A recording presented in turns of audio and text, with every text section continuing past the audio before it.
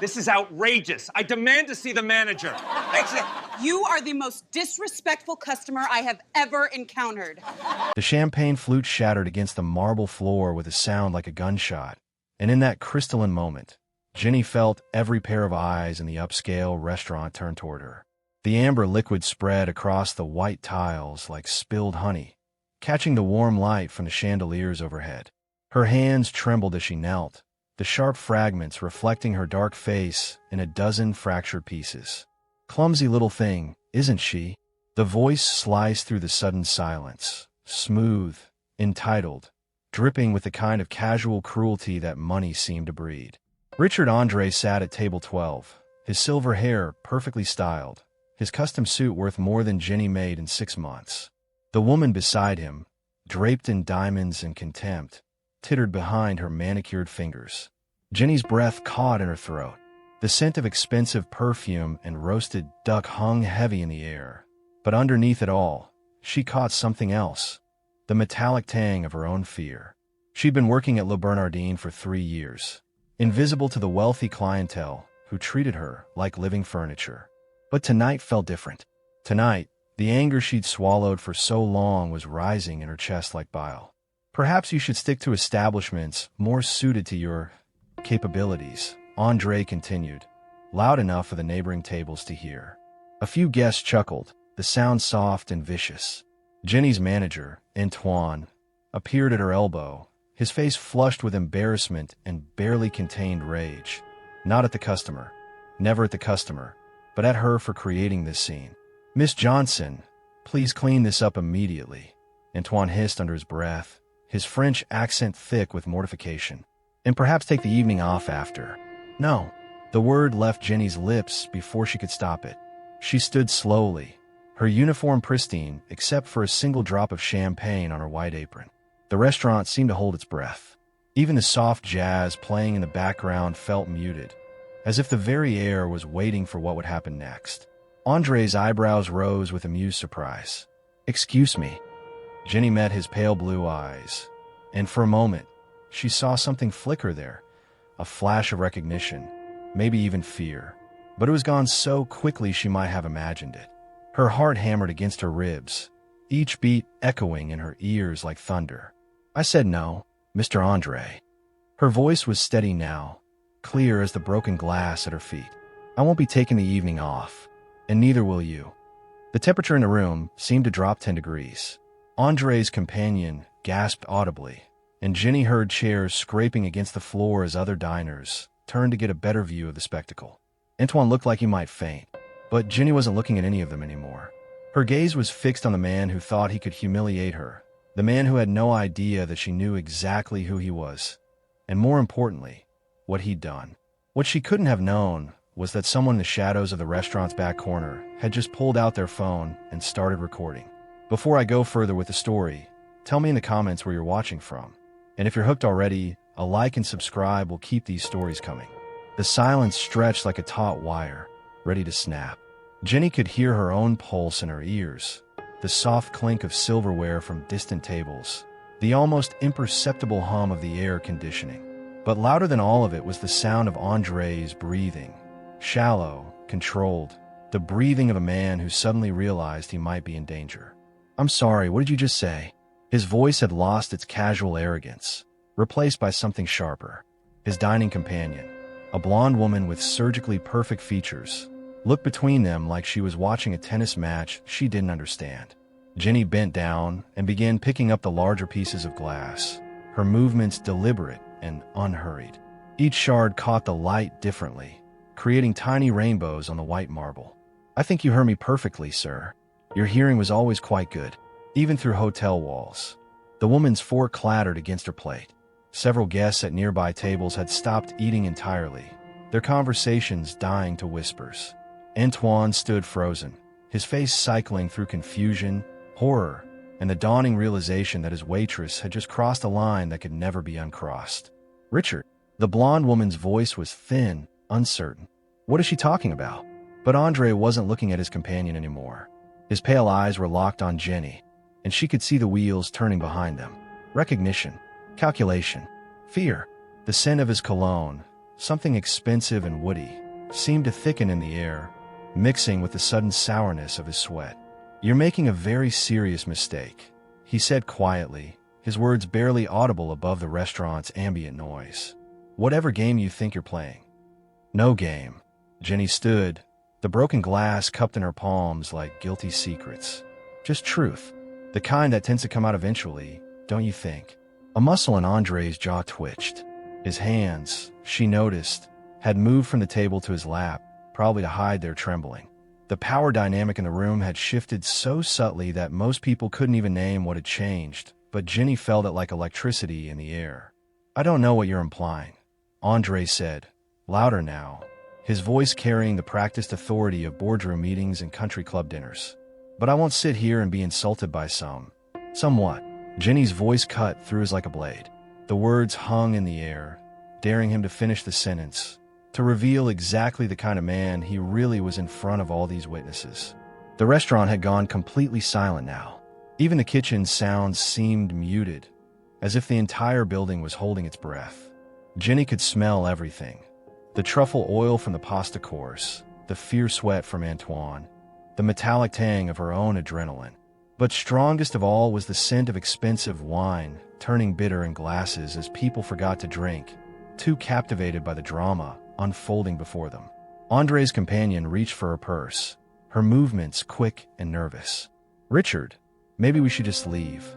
"We're not going anywhere," he said, his eyes never leaving Jenny's face. "This person clearly has something to say, so let her say it." Jenny smiled then, and it was not a kind smile.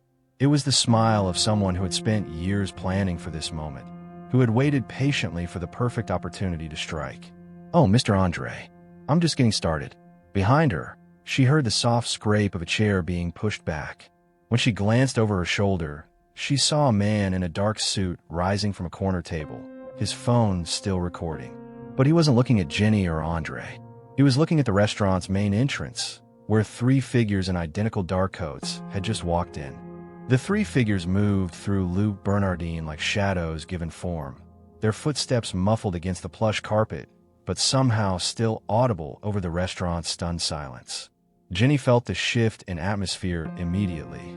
The way conversations didn't just pause but died completely. The way even the servers seemed to freeze mid-step. These weren't ordinary late diners. Andre's face had gone the color of old parchment. His companion, the blonde woman whose name Jenny had never bothered to learn, was already halfway out of her chair, her designer purse clutched against her chest like armor. But Jenny noticed something else in Andre's expression now. Not just fear, but confusion. He kept glancing between her and the approaching figures, as if trying to solve a puzzle whose pieces didn't quite fit. "Jenny." The voice came from behind her, familiar and warm, and she felt her breath catch in her throat. She turned to see Detective Sarah Chen approaching, her badge visible on her belt, her dark eyes apologetic but determined. "I'm sorry, but we need to talk." The restaurant erupted in whispers. Antoine looked like he might collapse, his hands gripping the back of an empty chair so tightly his knuckles had gone white. Jenny could smell his nervous perspiration mixing with the lingering scent of broken champagne and expensive food that was growing cold on abandoned plates. "Detective Chun." Jenny's voice was steady, but her heart hammered against her ribs. "This wasn't part of the plan. None of this was part of the plan. What brings you to Le Bernardin tonight?" "You know exactly what brings me here." Sarah's voice carried the weight of friendship and betrayal, of late-night conversations and promises that were about to be broken. "The surveillance footage from the Grandview Hotel. 3 weeks ago." Jenny heard Andre's sharp intake of breath, saw his companion sink back in her chair as understanding dawned on her surgically perfected face. But there was something else. Andre was looking at Jenny now with an expression she couldn't quite read. Not the smug satisfaction she'd expected, but something closer to pity. Surveillance footage. Jenny's voice came out smaller than she intended. "Sarah, what are you talking about?" The detective's expression softened for just a moment, the professional mask slipping to reveal the woman who had been Jenny's friend since college, who had been the one to encourage her to come forward in the first place. The hotel security cameras caught everything, Jenny. The break-in, the safe, the files you took from his room. The world tilted sideways. Jenny felt the broken glass, still cupped in her palms, cut in her skin. Tiny, sharp reminders that this was real, that this was happening. The scent of her own blood mixed with everything else. Fear and betrayal, and the bitter taste of a plan gone horribly wrong. "I never," Jenny started, but the words died in her throat as she looked at Andre's face. He wasn't smiling. He wasn't gloating. He was looking at her with something that might have been genuine sadness. "She doesn't know, does she?" Andre said quietly, speaking to Detective Chun, but never taking his eyes off Jenny. "She has no idea what was really in those files." Sarah's hand moved to her handcuffs, the metal catching the restaurant's warm light. "Jenny Johnson, you're under arrest for breaking and entering, theft of classified documents, and—" "Wait." Jenny's voice cut through the formal recitation of her rights. The glass fell from her hands, tinkling against the marble like broken dreams. "Classified? Richard, what the hell were you doing with classified documents in a hotel room?" For the first time all evening, Richard Andre smiled, and it was the saddest smile Jenny had ever seen. "Jenny, dear girl, I'm not just a millionaire." He reached slowly into his jacket pocket, producing a leather wallet that he flipped open to reveal a badge. "I'm FBI, and those files you stole? They contain the names and locations of 12 undercover agents working a human trafficking case." The restaurant spun around Jenny like a carnival ride coming off its tracks. She could hear her own pulse in her ears, could smell the fear sweat that was now her own, could taste the copper-penny bitterness of a mistake so massive it had its own gravitational pull. "3 of those agents," Andre continued, his voice gentle now, almost kind, "are already missing." Jenny's knees buckled. She would have hit the marble floor if Antoine hadn't caught her elbow, his grip surprisingly strong for such a thin man. The restaurant swam in and out of focus, faces blurring into a kaleidoscope of shock and judgment. She could hear someone sobbing and realized with distant horror that it was her. "No." The word escaped her lips like a prayer, desperate and hollow. "No, that's not. Richard, you were there. At the hotel. With her." Jenny's eyes found Andre's companion, the blonde woman who was now staring at her with undisguised disgust. "I saw you. I heard you talking about the senator's daughter, about moving the merchandise." "Jenny, stop." Detective Chin's voice was sharp, professional, but Jenny caught the undertone of pleading. "Don't make this worse for yourself." But Jenny couldn't stop. The words poured out of her like blood from a wound. 3 weeks of carefully planned revenge unraveling in real time. "The audio recording I made. The photographs through the window. You were planning something with teenage girls. Richard, I heard you say she's perfect, and the client will pay extra for someone her age." The silence that followed was different from before, heavier, more dangerous. Jenny looked around the restaurant and saw expressions changing, doubt creeping into eyes that had been filled with condemnation moments before. Even the other FBI agents had shifted subtly, their hands moving closer to their weapons. Andre closed his eyes for a long moment, and when he opened them, Jenny saw exhaustion there, the kind that came from years of living a lie. "Show them," he said quietly to Detective Chun. "Show them the real recordings." Sarah hesitated, her hand hovering over her phone. "Richard, are you sure? Protocol says. Protocol got 3 of my agents killed." His voice cracked on the last word. "Show her what she actually recorded." The phone's speaker crackled to life, filling the restaurant with static and then voices. Andre's voice, recognizable but different somehow, younger sounding, and a woman's voice, but not the blonde sitting at his table. Jenny's stomach dropped as she recognized it. "Agent Martinez confirms the senator's daughter is safe." The recording played. "Package delivered to protective custody as planned. The client will pay extra for someone her age to testify. Her credibility as a minor victim will be crucial for conviction." Jenny felt the world tilt again, but in the opposite direction this time. The woman's voice on the recording wasn't the blonde at the table. It was Agent Sarah Chun, 3 weeks younger, coordinating a rescue operation that Jenny had mistaken for something monstrous. "The merchandise," Andre's recorded voice continued, "are actually the traffickers' ledgers. Moving them to evidence lockup tomorrow morning. She's perfect as our star witness." The phone clicked off. The restaurant was so quiet Jenny could hear the ice melting in abandoned drinks, the subtle hum of the ventilation system, the distant sound of traffic on the street outside. But loudest of all was the sound of her own breathing, rapid and shallow, as the full scope of her mistake crashed over her like a tsunami. "Jenny." Andre's voice was gentle now, the voice of a man who had seen too much suffering to take pleasure in adding to it. "The blonde woman you saw me with that night? She's Agent Rivera. Undercover for 2 years, building a case against the Kozlov trafficking ring. The files you stole contained her real identity, her cover story, and the identities of 11 other agents." Jenny's legs finally gave out completely. She sank to the floor among the broken glass, not caring that the shards cut through her uniform. The scent of her own tears mixed with everything else, shame and fear, and the bitter taste of good intentions gone catastrophically wrong. "The hotel room recordings," she whispered. "I only heard pieces. You thought you were catching a predator." Detective Chun knelt beside her, her voice soft with old friendship and new sorrow. "But you were actually recording federal agents coordinating the rescue of 17 kidnapped girls." Jenny looked up at the faces surrounding her. Andre with his sad eyes, Sarah with her broken loyalty, the restaurant patrons who had gone from entertained to horrified. But it was the blonde woman, Agent Rivera, who spoke next. "Because of those leaked files," she said, her voice hollow, "the traffickers knew exactly which safe houses to hit. They got to 3 of our people before we could extract them." Jenny closed her eyes and saw faces. Agents she had never met, people whose names she had inadvertently handed to killers. When she opened them again, she saw something that made her blood freeze. A man at the far end of the restaurant was standing up, his hand inside his jacket, his eyes fixed not on Jenny, but on Agent Rivera. And he was smiling. "Gun!" Jenny's scream tore through the restaurant like a siren, raw and primal, cutting through the stunned silence with the force of pure terror.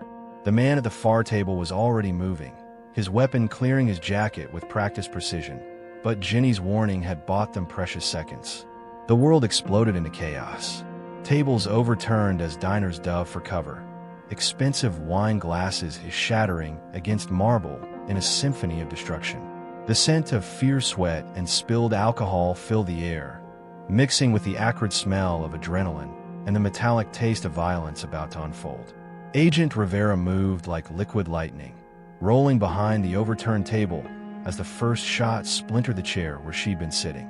Andre had his own weapon drawn now, his millionaire facade dropped completely to reveal the federal agent underneath, his movements sharp and professional despite his age. "Kitchen exit," Detective Chun shouted over the screaming, her gun trained on the shooter as she herded terrified civilians toward the back of the restaurant. "Everyone out, now!" But Jenny couldn't move.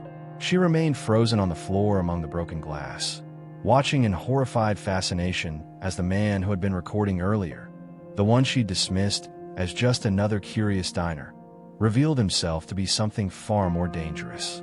His smile never wavered as he advanced through the chaos, stepping over cowering patrons like they were furniture. "Katia Rivera," he called out in accented English, his voice carrying easily over the pandemonium. "You have caused us considerable trouble. But no matter. We found you anyway." Agent Rivera popped up from behind her makeshift cover, returning fire with deadly accuracy.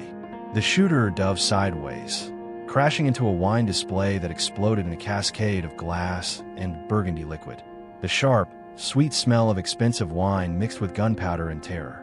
Jenny's mind raced as she watched the gun battle unfold around her. This was her fault. All of it. The leaked files, the compromised agents, this killer tracking Rivera to what should have been a safe location. She had set all of this in motion with her misguided quest for justice. "Jenny," Sarah's voice cut through her spiral of self-recrimination. "The recordings. Do you still have the originals?" "What?" Jenny looked up from her position on the floor, confused and terrified. "The audio files from the hotel. The ones you made." Sarah was crouched behind an overturned table, reloading her weapon with practiced efficiency. "If you still have the complete recordings, not just the snippets, they might contain intel we need." Jenny's hand went instinctively to her phone, still tucked in her apron pocket. The device felt heavy as lead, weighted down with 3 weeks of guilt and the knowledge that it contained evidence of her own catastrophic mistake. But Sarah was right. She had recorded nearly 2 hours of conversation that night, convinced she was documenting a crime.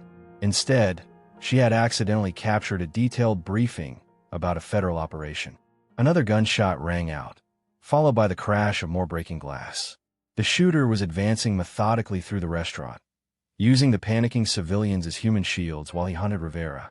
Jenny could see Antoine pressed against the kitchen door, his face pale with shock, trying to help injured patrons escape. "I have them," Jenny called back to Sarah, her voice barely audible over the chaos. "But Sarah..." "Jenny, listen to me very carefully." Andre's voice was calm and authoritative despite the gun battle raging around them. "Those recordings contain operational details about safe houses, extraction protocols, maybe even information about other trafficking rings. If we can get them to headquarters." A bullet whined past Jenny's head, close enough that she felt the heat of it against her cheek. The shooter had spotted her phone and was moving in her direction, his eyes locked on the device that could either save or damn them all. Agent Rivera rose from cover again, but this time Jenny heard the distinctive click of an empty chamber. Rivera's face went white as she realized she was out of ammunition, trapped behind inadequate cover with a professional killer closing in.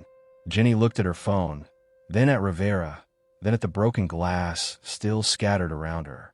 In that moment, she saw with crystalline clarity what she had to do. Not to redeem herself, nothing could do that, but to maybe, possibly, prevent more people from dying because of her mistakes. She stood up slowly, her hands raised, the phone visible in her palm. "You want the recordings?" she called out to the shooter, her voice stronger than she felt. "Here they are." The gunman stopped, his weapon still trained on Rivera, but his attention focused entirely on Jenny. Behind him, she could see Andre and Sarah positioning themselves for a clear shot, but they needed him distracted for just a few more seconds. "Jenny, no," Rivera whispered, but Jenny was already moving. She held the phone up high, finger poised over the screen. Every detail of the federal operation. Names, dates, locations. Everything you need to finish what you started. The shooter's smile widened. "Very good. Now slide it across the floor." Slowly, Jenny met Agent Rivera's eyes across the devastated restaurant. In that moment, something passed between them. Understanding, forgiveness, maybe even respect. Then Jenny smiled. And it was the same smile she'd given Andre earlier, the smile of someone who had been planning for this moment. "Actually," she said, and pressed a different button entirely, "I think I'll keep it." The phone erupted in flames as its battery exploded. The device she'd rigged with a homemade thermite charge 3 weeks ago, finally serving its purpose. She'd planned to destroy the evidence of her own crime, but now it would serve a different function entirely. The explosion lit up the restaurant like a flashbulb, and in that moment of blinding light and chaos, everything changed one final time. The explosion's aftermath left Jenny's ears ringing and her vision spotted with dancing lights. But through the chaos, she could see that her desperate gambit had worked. The shooter stumbled backward, temporarily blinded, his weapon wavering as he tried to regain his bearings. In that crucial moment, Agent Rivera vaulted over a makeshift barricade and tackled him to the ground. The fight was brief but vicious. Rivera might have been out of ammunition, but she wasn't out of options. Years of undercover work had honed her into something deadly, and the shooter, despite his professional training, hadn't expected to face a federal agent with nothing left to lose. The sound of his wrist snapping was audible even over the ringing in Jenny's ears. "Target down," Rivera called out, breathing hard as she zip-tied the groaning man with plastic restraints that had appeared from somewhere in her designer dress. "We need medical and a cleanup crew." Jenny sank back to the floor, the adrenaline draining from her system like water from a broken dam. Around her, the restaurant looked like a war zone. Overturned tables, shattered glass, bullet holes in the elegant wallpaper. The scent of gunpowder and fear still hung in the air, but underneath it all, she could smell something else. Rain. It had started pouring outside, drumming against the windows with increasing intensity. Detective Sarah Chun appeared at her side, holstering her weapon. Her face was a complex map of emotions: relief, sadness, and something that might have been pride. "Jenny, that was incredibly stupid and incredibly brave." "The recordings," Jenny whispered, looking at the smoldering remains of her phone scattered across the marble floor. "They're gone now. All the evidence of what really happened that night. Are they? Andre approached, his FBI badge now prominently displayed, his millionaire mask completely abandoned. He looked exhausted, but oddly peaceful, as if a weight had been lifted from his shoulders. Jenny, did you really think we'd rely on evidence from a single phone? We've had the hotel security footage, the complete audio from our own surveillance equipment, and backup recordings from 3 different sources since the night you broke in. Jenny stared at him, confusion cutting through her shock. Then why? Because we needed to know why you did it. Agent Rivera joined them, her blonde hair disheveled, her designer dress torn, but her eyes kind.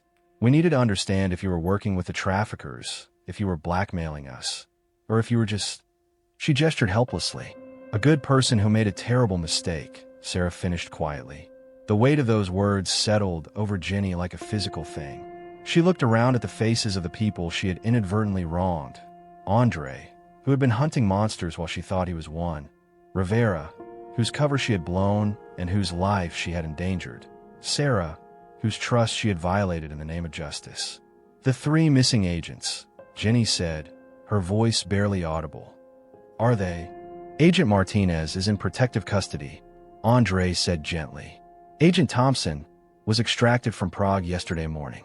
Agent Walsh. He paused, and Jenny saw the flicker of pain cross his features.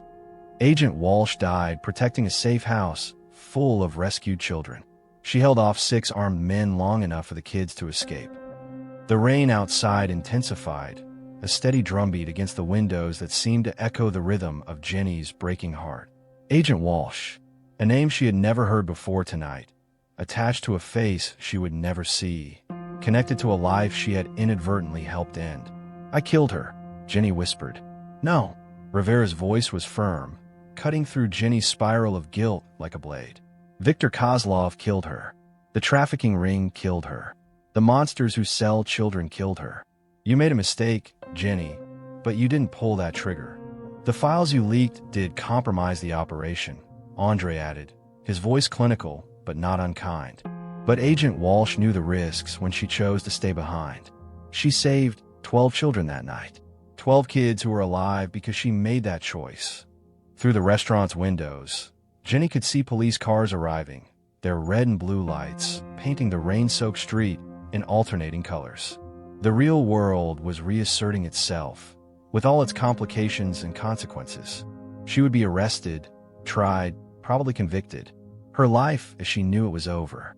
But as she sat there among the broken glass and bullet holes, watching Agent Rivera tend to the wounded shooter with professional efficiency, Jenny realized something unexpected.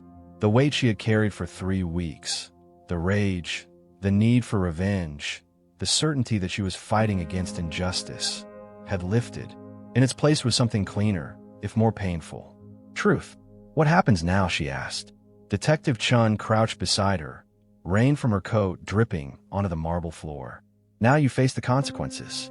But Jenny, what you did tonight, warning us about the shooter, destroying the evidence so it couldn't fall into the wrong hands, that matters. It won't erase what happened, but it matters. Antoine appeared at Jenny's other side, his manager's composure finally cracking as he looked at the destruction of his restaurant. But when he spoke, his words were surprisingly gentle. Jenny, when you started working here, you told me you believed in justice. Tonight, I think you found it. The EMTs arrived then, flooding the restaurant with urgent voices and medical equipment. Jenny watched them work, efficient and compassionate, cleaning up the mess that her misguided crusade had helped create. Through it all, the rain continued to fall, washing the blood from the sidewalks outside and carrying it away into the storm drains.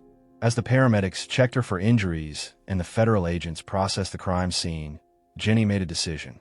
When this was over, when she had served whatever sentence awaited her, when she had paid whatever debt could be paid, she would find a way to honor Agent Walsh's memory. Maybe working with trafficking victims, maybe advocating for the children the agent had died protecting. She couldn't undo her mistakes, but she could spend the rest of her life making sure they led to something meaningful. The last thing Jenny saw as they led her away in handcuffs was Agent Rivera's face in the window, watching her go. The agent raised one hand in what might have been a gesture of farewell, or forgiveness, or simply acknowledgement that justice real justice, was messy, and more complicated than either of them had ever imagined. Outside, the rain washed everything clean, and Jenny found herself thinking that sometimes being wrong about everything was the first step toward finally being right.